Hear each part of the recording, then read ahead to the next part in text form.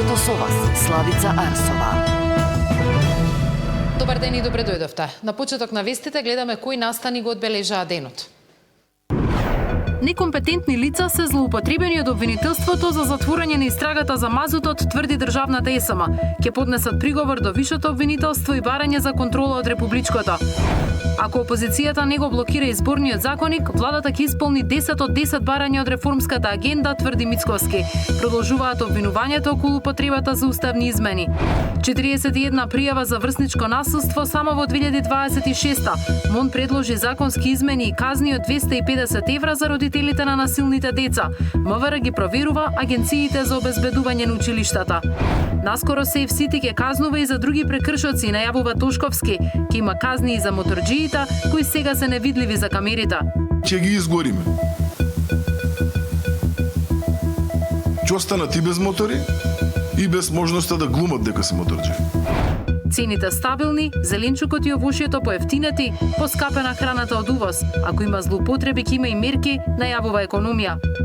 Низок ризик од појава и ширење на хантавирус во Македонија, детектира Комисијата за заразни болести.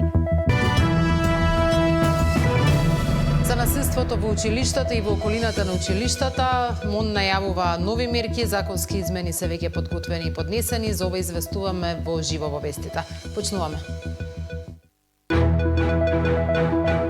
Ги гледате вестите на Сити.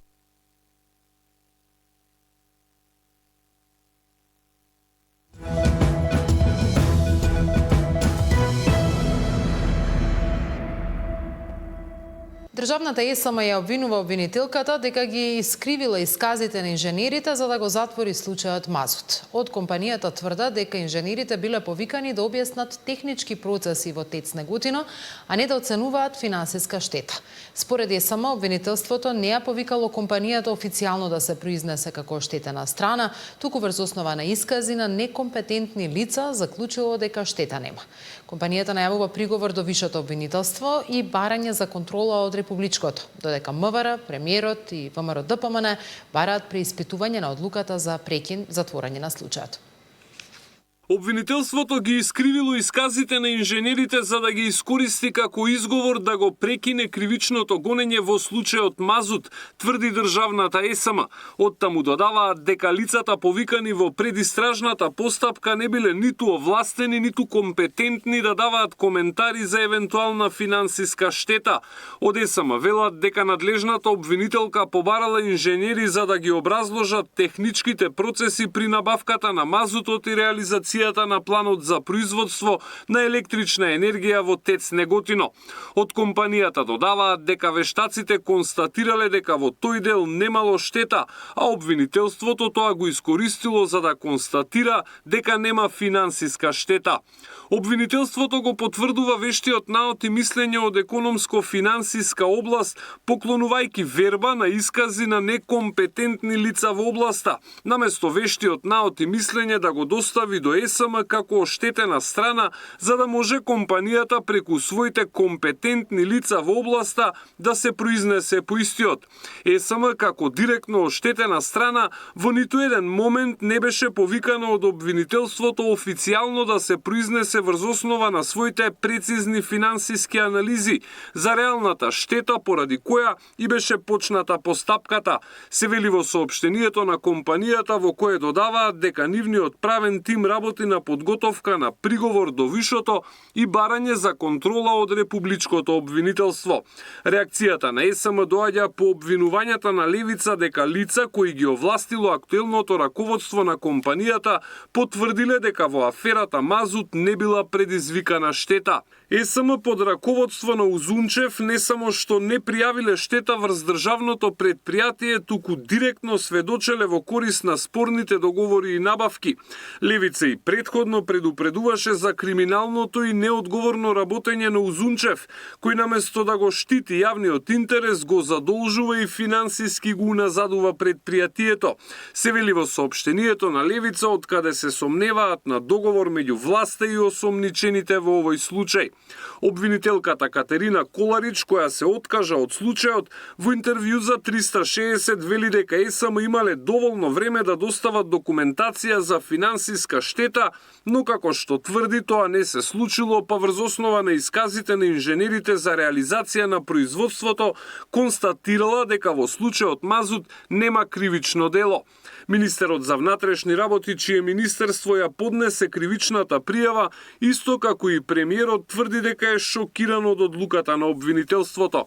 Лично сум шокиран од одлуката која што беше дрсена од страна на јавното обвинителство, кое што пред година дена даваше нападствија, даваше наредби, прифати кривична пријава, побара мерки за обезбедување на присуство, најстроги согласно одредбите од Законот за кривична постапка, дел од осомничените беа и во притвор и така натаму и така натаму.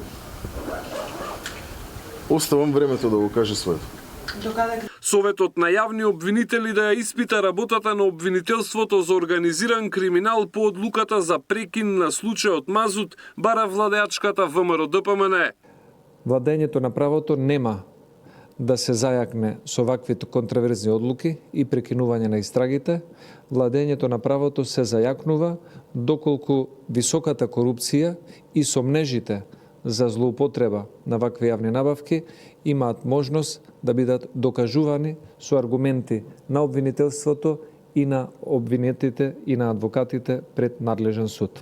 Случајот Мазут обвинителството го отвори на крајот на минатата зима, а меѓу осомничените беа Радко Капушевски и синот на пратеникот на ДУИ Асмир Јаховски. Александар Спасовски, Сител телевизија. Председателот на Основниот суд во Гостивар, Елјеса Али, кој вчера беше фатен во случај за примање мито, претходно бил дисциплински гонет поради сериозни пропусти во работењето. Но наместо разрешување, тој бил избран за председател на судот. Обвинителството за организиран криминал и корупција отвори истрага против Али и судски администратор од истиот суд под сомнение дека од 2023 до 2025 година барале и примиле вкупно 8.000 евра мито за да влијат врз судски постапки во Основниот и Апелациониот суд во Гостивар. Според последните информации, донесена е одлука со која судијата треба да биде оддалечен од извршувањето на судската функција. Според истрагата, на странка во граѓански спор тие и ветиле помош за повторување на судска постапка, а дел од парите биле барани за влијание врз суди и одлуки во апелација.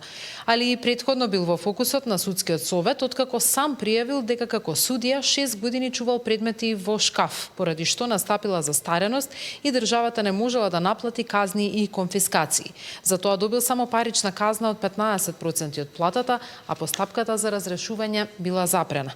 Дополнително Државниот завод за ревизија лани утврди сериозни неправилности во работењето на Основниот суд Гостивар, меѓу кои немање евиденција за одземени пари, накет и други вредни предмети кои се чувале во судот. Опозицијата го кочи напредокот на реформската агенда преку блокирање на работната група за изборниот законник, обвини денеска премиерот, потенцирајќи дека со попуштање и барање уставни измени државата нема да ги исполни условите за членство во Европската унија. Сите сме оптимисти до ние 10, дека можеме 9,5 да испорачаме. Од оние, а може и 10, буквално така заклучивме, кои што се во грејс период. Еден или два чекори зависат од учеството на опозицијата во нив, тоест еден во овој грејс период, а тој изборниот законник. Се надевам дека таму разумот ќе преовладее, дека ќе се вратат во работната група и ќе го усвоиме сите заедно овој реформски закон, затоа што реформите не се само промени на уставот. Јас го разбирам ова меко ткиво на македонскиот идентитет во СДСМ, кој што во моментот е раководство на СДСМ и дека најлесно им е да коленичат наместо да работат, но реформите и доказ дали сте за Европа не е само бугари в устав, туку има уште многу посуштински работи кои што треба да ги завршиме. Ние сме фокусирани на суштинските работи. И партијата Знам излезе со обвинување дека СДСМ и незиниот лидер се мегафон на политиките на Радев и официјална Софија во земја. Повеќе од јасно е дека раководството на СДСМ води политика што создава сомнеж во јавноста дали воопшто партијата ги застапува македонските национални интереси или работи во полза на други агенди и наративи. СДСМ со години наназад води политика на национални отстапки, релативизирање на македонскиот идентитет и подкопување на државните позиции. Од опозицијата и денеска со став дека уставните измени нема да го загрозат македонскиот идентитет и дека власта не ги спроведува затоа што не сака државата да стане дел од Европската унија. Прашањето за малцинствата не е бугарско прашање, тоа е европско прашање. Ние преговараме со Европската унија, не со Бугарија за членство во ЕУ. Со внесувањето на малцинствата во уставот се зајакнува единството и кохезијата на целото општество. Тоа го демантира бугарскиот наратив дека не постојат македонци. Во Македонија се малцинства бугарите, во Бугарија македонците. Уште една потврда на националниот идентитет. Ние сме една држава со еден македонски народ и со сите малцинства кои живеат во неа. Криминалната организација ВМРО намерно ја плаши јавноста со бугарска опасност за да ја блокира европската иднина на Македонија и да ја заштити својата криминална мрежа, се вели во соопштението на СДСМ. Велика Британија добива нова амбасадорка во земјава. Британската влада денеска соопшти дека Маја Сивагнанам е назначена за нов амбасадор на Обединетото кралство во земјава на местото на досегашниот амбасадор Метју Лосон. Според информацијата објавена од Британското министерство за надворешни работи, Сивагнанам на функцијата ќе стапи во август оваа година. Новата британска амбасадорка има долгогодишна дипломатска кариера во Форин офисот и британската влада. Во моментов посетува обука по македонски јазик, претходно извршувала повеќе високи функции, меѓу кои заменик директор за самитот на Европската политичка заедница, заменик директор за регионот на Јужна Азија и раководител на одделот за Северна Европа. Во својата кариера работела и во британската амбасада во Анкара, како и во постојаната мисија на Обединетото кралство во Европската унија. Завршена повикот за меѓународни кредитори во рамки на стратешката соработка со Велика Британија. Премиерот најавува дека веќе следната недела понудите ќе бидат анализирани од владата. Министерството за финансии веќе имаше повик, меѓународен повик, на кој што бараме компанија која што ќе ги финансира тие проекти, а практично гаранција ќе издаде на Ексим банката на Обединетото кралство. Тој повик е завршен. Ги имаме понудите и во следната недела веќе ќе ги анализираме. Станува збор за инвестиција во две фази. Првата фаза е клиничката болница во Штип, заедно со Факултетот за медицински науки и студентскиот дом, здравствениот дом со проширена дејност овде во Кичево и реконструкција на клиничката болница во Тетово.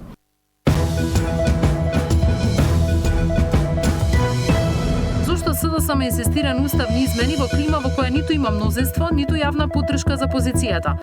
Зошто е спорен телефонскиот разговор на Мицкоски со обвинителот Савески? Ќе биде ли блокиран изборниот законник? Има ли единство по партијата на Бихачка? Тема на денот со генералниот секретар на СДСМ Александар Саша Димитриевиќ.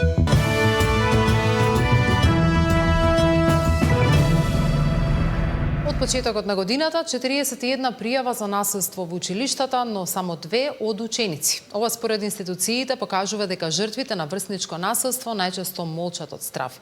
По сериозниот инцидент во Ченто, каде ученик беше тешко повреден со нож во училишниот тоалет, Министерството предлага законски измени и казни од 250 евра за родителите за секое насилно дело сторено од нивното дете. Што конкретно се презема известува Мирена Давидовска. Мирена, дали ваквите законски измени се веќе влезени во никаква процедура?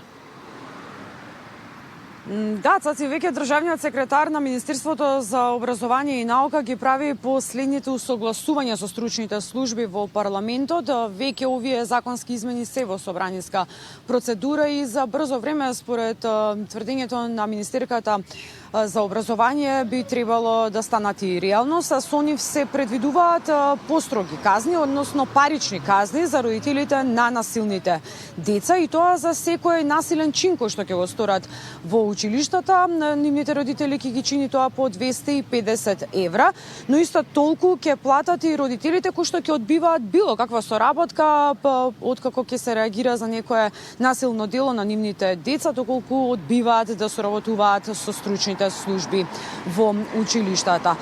Паралелно со ова, институциите соработуваат меѓу себе, па така заедно со Министерството за внатрешни работи се прават и превентивни контроли во самите училишта за полесни видови на ладно оружје, кое што може да се најде кај дел од учениците, и сето тоа по оној посериозен инцидент кој што се случи во основно училиште во населбата Ченто. За сите детали во продолжение да погледнеме во прилогот. 41 пријава за насилство во училишта се регистрирани од почетокот на годинава. Речиси сите се од загрижени родители, само 2 се поднесени од ученици, што укажува на страф и молк од жртвите на врсничко насилство. Последниот сериозен инцидент во Ченто, во кој ученик беше тешко повреден со нож во училишниот тоалет, ги потикна институциите да направат и законски измени, со кои ќе се превенира овој тип насилство. Предлог текстот е во собраниска процедура, а МОН предвидува казни за родителите од 250 евра за секое сторено насилно дело на детето. Веќе тоа е донесена одлука, тие измени ќе се направат и останува казната од 250 евра за секое сторено насилно дело на детето, да биде казнет родителот, но и тоа што е многу важно, повторувам, и кога родителот ќе одбие да соработува со училиштето и другите институции. Паралелно со законските измени на терен се активира и полицијата. Министерот за внатрешни посочува дека во координација со МОН веќе се спроведуваат превентивни прегледи за да се спречи внесување на мало и лесно оружје меѓу учениците. Под лупа на полицијата се и агенциите кои се ангажирани да ги обезбедуваат образовните установи. Тоа е само една од активностите кои што сме ги превзеле. Памтаме на ваква слична заинтересираност од ваша страна имавме и во делот на злоупотребата на мало и лесно оружје во рамки на училишните клупи, кое што имавме во едно скопско училиште. Исто така беше дел од една превенција која што ја организираме и испроведуваме заедно со поддршка на нашите странски партнери. Дали тоа дава резултати какви што посакуваме сите ние е друго прашање. И дали сметам дека максимално во иднина Министерството за внатрешни работи треба да се фокусира на оние можности кои што ги нуди 21 век, да. СДСМ побара одговорност од Весна Јаневска и директорите. Вонреден инспекцијски надзор излезе со 10 мерки за системско подобрување на безбедноста на учениците. Одговорност со итна смена на директори кои криеле, не реагирале на време и игнорирале насилство. Неспособноста не смее да се наградува со функции, а молчењето и прикривањето да не бидат пракса во образовниот систем. Под 3. Вонреден инспекцијски надзор во училиштата и ученичките домови со ревизија на сите училишни безбедносни протоколи. Да се утврди дали училиштата имаат само формални процедури на хартија без реална примена. Државата мора да провери каде потврлил системот пред да се случи нов сериозен инцидент. Изминатиот период серија случаи на врсничко насилство е разбрануваа јавноста. Билтенот на МВР речиси секојдневно бележи ваков тип насилство. Последно регистриран е напад на малолетник пред основно училиште во Студеничани. Инцидент во кој насилниците се малолетници, а освен што тепале 14 годишно момче, го снимале и го објавиле на социјалните мрежи.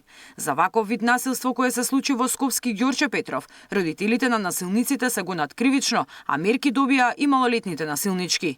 Мирјана Давидовска, Сител телевизија.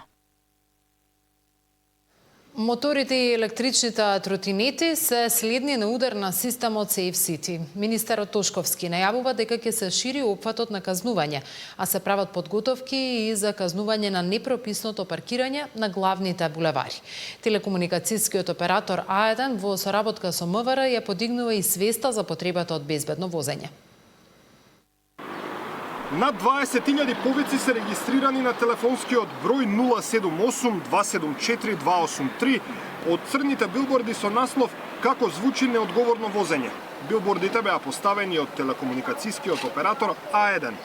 На бројот не крева никој.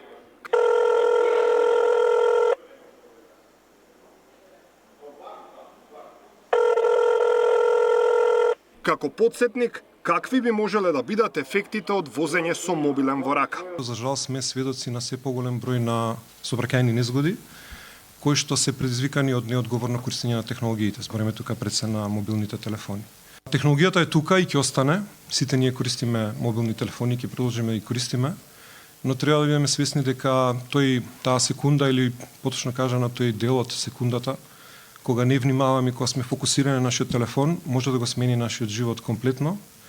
а не дај Боже да однесе некој тук живот. Кампањата на А1 е во соработка со Министерството за внатрешни работи. Но МВР не води статистика колку од несреќите се случуваат како последица од возење со мобилен телефон во рака. Прашан дали и кога системот SafeCity ќе почне да казнува и за возење со телефон, министерот Панче Тошковски не одговори конкретно, но рече имплементацијата на нови прекршоци ќе оди чекор по чекор. Прва новина која ќе биде воведена е погрешно паркирање. Тука имаме предизвици, повеќе институции мора да бидат вклучени, како што е градот Скопје, општините и така натаму во делот на нови процес и заради тоа што е многуброен прекршок, не сакаме да при не целосно потврдени правила на игра влеземе во рамки на казнување на граѓаните. Со растот на температурите се зголеми и бројот на мотори и тротинети во сообраќајот, но нив засега не ги фаќа системот SafeCity. Тошковски вели дека во наредниот период во фокус на сообраќајните контроли ќе бидат и возачите на електрични тротинети и така наречените лажни моторџи. За сите оние кои што пак ќе повторам, глумат дека се моторџи, односно управуваат мотор без да носат кацига. Управуваат со далеку поголема брзина, го дигаат на едно тркало среде град, возат на црвено и така натаму и така натаму. И мислат дека SafeCity нема да ги детектира, ева да им упатаме на јавна порака до сите кои што глумат дека се моторџи, дека Министерството за внатрешни работи во наредниот период и те како ќе биде фокусирано над нив. Особено во градските средини. И еве слободно можем да кажам, ќе ги изгориме. Препознатливите црни билборди се само прв дел од кампањата на А1 и Министерството за внатрешни. Од компанијата најавуваат дека и во иднина ќе продолжат да ја подигнуваат свеста за неодговорно управување со моторно возило. Даниел Василев, Сител телевизија.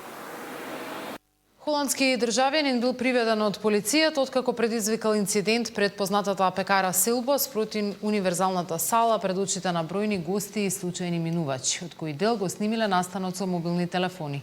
Според информациите од МВР на 13 мај околу 23:40 полициски службеници од СВР Скопје го привеле ССС, 22 годишен со државјанство на Холандија, постапувајќи по претходна пријава дека 5 минути порано на потрачјето на центар се однесувал непристојно и го нарушил јавниот ред и мир. Инцидентот се случува на една од најфреквентните локации во центарот на градот во момент кога во околните локали имало многу посетители. Од МВР велат дека по целосно документирање на случајот ќе следува соодветна пријава. Цените стабилни, зеленчукот и овошјето поевтинети, поскапена храната од увоз. Ако има злоупотреби, ќе има и мерки, најавува економија. Низок ризик од појава и ширење на хантавирус во Македонија, детектира Комисијата за заразни болести.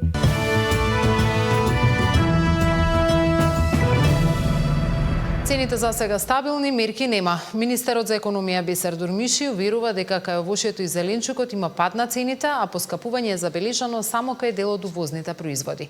Трговците според него ги намалиле маржите, но пазарниот инспекторат веќе ги контролира маркетите. Ако се утврди дека во услови на криза некој неоправдано ги зголемил заработките, владата ќе интервенира. Можно е и намалување на ДДВ-то за прехранбените производи. Цените за сега стабилни, а кај овошјето и зеленчукот регистриран пад. Зголемување има само кај одредени увозни производи. Но трговците ги намалиле маржите, па затоа нема основ да се носат мерки, смета министерот за економија Дурмиши. Државниот пазарен инспекторат во моментов ги контролира маркетите. И ако се утврди зголемување на маржите, владата ќе интервенира. Немаме основ под кој да ние да постапуваме. Да, ќе го анализираме до крајот на овој месец ситуацијата. Може да ја намалиме ДДВ за прехранбените производи. Ние гледаме да не изигруваат или да не се однесуваат девијантно трговците, производителите или дистрибутерите, да ги зголемуваат маржите поради ова временска криза, да кажуваат дека се зголемуваат цените. Овие контроли ги правиме. Ако случајно, како минатиот пат, гледаме дека девијантно се однесувале трговците, било кој од зинџерот на ланците, како сме реагирале минатиот пат со административните мерки што ги имаме на располагање, така ќе реагираме и овој пат. Инфлацијата не треба да не загрижува, смета Дурмиши, затоа што во соседството, па дури и во европските земји, трошоците за живот биле повисоки. За сега добро се справуваме со последиците од војната на Блискиот Исток, особено во делот на горивата. Ако растот на цените продолжи, не се исклучува интервенција и во делот на храната, додава Дурмиши. Статистичките бројки пак покажуваат зголемување на трошоците за живот од 5,7% во април, додека храната се продава поскапо за 8% во однос на истиот период лани. Во споредба пак со претходниот месец, регистриран е раст на цените кај храната од 0,7%. Наташа Мерсовска, Сител телевизија.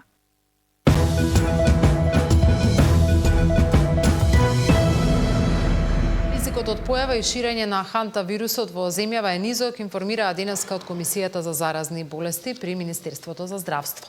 Ова следи по одржаната седница на ова тело, а со цел разгледување на состојбата со појава на кластер со хантавирус Андес варијанта во светски рамки. Здравствениот систем е подготвен за евентуално справување со појава на инфекцијата, се вели во соопштението од Комисијата. Исто така на седницата е утврдено дека Институтот за јавно здравје располага со реагенси за лабораториско докажување на вирусот, како и со стандардни оперативни процедури за негова диагностика. Според Комисијата, Универзитетската клиника за инфективни болести и фебрилни состојби има капацитети за третман на евентуални пациенти со симптоматологија карактеристична за инфекција со хантавирус Андес варијанта, вклучително и соодветни услови за интензивна нега, механичка вентилација и респираторна поддршка. Од Комисијата посочуваат дека оваа варијанта, за разлика од другите типови на хантавирус, може да се пренесува од човек на човек при подолг и близок контакт, но дека преносот не е брз и лесен како кај вирусите од типот на коронавирусот. Појавата на хантавирус на почетокот на месецот е забележана на крузер кој пловеше од Аргентина кон Хато Верде. Тој се најде во центарот на вниманието во јавноста, откако Светската здравствена организација соопшти дека тројца патници починале како последица на заразата со овој вирус. Наталитетот е во драматичен пат. Женското здравје мора да стане приоритет. За 10 години бројот на новороденчиња е намален за околу 30%, од над 23.000 раѓања во 2014 на ништо повеќе од 15.000 лани. Гинеколозите алармираат дека покрај демографски мерки потребна е и поголема грижа за репродуктивното здравје на жените. За 10 години за 30% е намален бројот на новороденчиња. Ако во 2014 имало на 23.000 раѓања во земјата, лани таа бројка беше нешто повеќе од 15.000. Наталитетот е во драматичен минус и освен нитни мерки за демографски развој, гинеколозите апелираат и за поголема грижа за женското здравје. Тоа за нас треба да представува еден аларм кој што не само бројка, не само статистика, кој што ќе наведе да имаме поголема грижа кон жените и целокупна поддршка во женското репродуктивно и семејно здравје. Кога се зборува за женското здравје, гинеколозите апелираат за честа посета на лекар за редовни контроли, а не кога ќе имаат болка или краварење. Од друга страна, во диагнозата на малигните заболувања се уште проблем се административните процедури и термини, поради кои пациентите чекаат со месеци до добивање на сите резултати. Во секојдневната клиничка пракса, како доктори, се сретаваме со разни потреби од страна на жените, кои доаѓаат предоцна. Не затоа што тие немале симптоми, но затоа што немале храброст или навика навреме да се пријават на преглед. Ние цело време пробуваме да излобираме да патот на жените, например, при диагноза на карцином од било каков тип биде по една забрзана трака, исто така да пристапот на пациентките во било која состојба биде многу лесен да може да стигнат до соодветен, да кажем, специјалист или субспецијалист во одредената област. 5-та година поред Македонската асоциација на гинеколози и обстетричари организира неделата на женско здравје, каде освен новини во пристап и лекување, зборуваат и за подигнување на свесноста кај жените кон сопственото здравје, редовни контроли и превенирање на болести. Сања Димитровска, Сител телевизија. Тоа беше последна информација.